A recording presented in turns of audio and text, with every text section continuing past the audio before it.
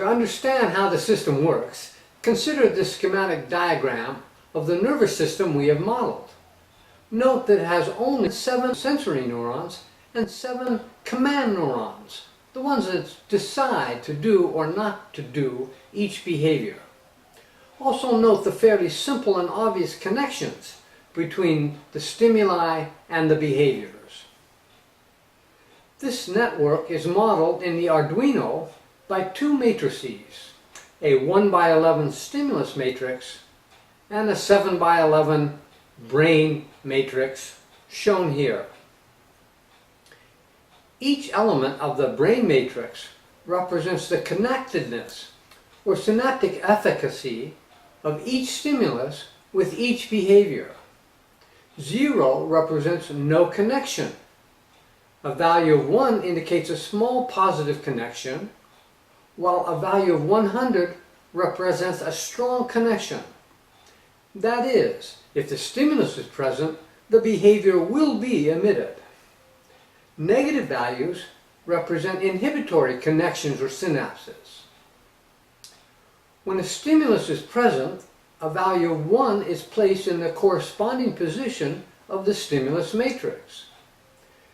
Behavior is generated by multiplying the brain matrix by the transpose of the stimulus matrix. The effect of this multiplication is to sum up the excitatory and inhibitory effects of all present stimuli on all command neurons and generate a firing of any that exceed a predetermined threshold level. When a neuron fires, it causes Robbie to emit the corresponding observable behavior, such as moving forward. The program on the Arduino loops endlessly through 3 phases. First, it checks all the sensors and sees if any stimuli are present. That is, any button is pushed, a reward is provided, etc. If one is, it puts a 1 in the corresponding position in the stimulus matrix.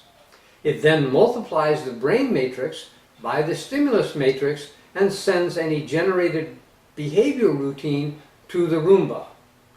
Finally, it modifies the synaptic efficacy values in the brain matrix depending on what has happened.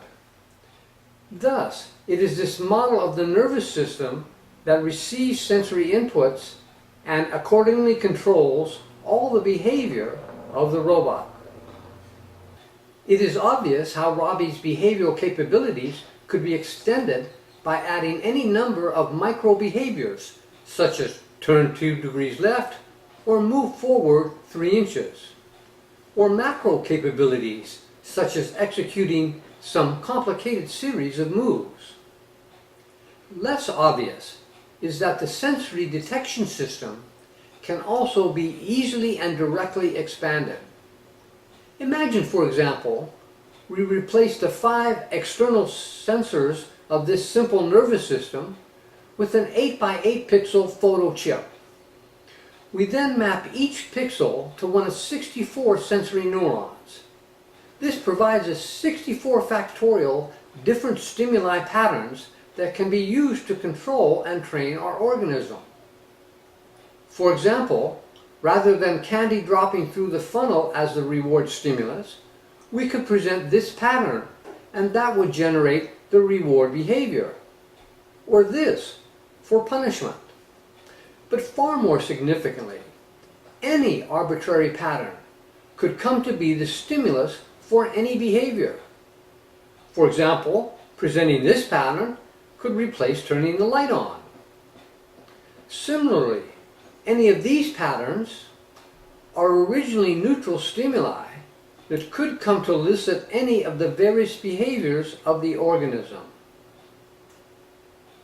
In each case, it is the pattern of the input stimuli that will come to be recognized as the stimulus providing useful information about what to do when. Similarly, a microphone sent to a voice recognition chip would allow us to use human language as a way to communicate with our artificial organism. With these pattern detection, decision making, and learning capabilities, this system possesses unique potential.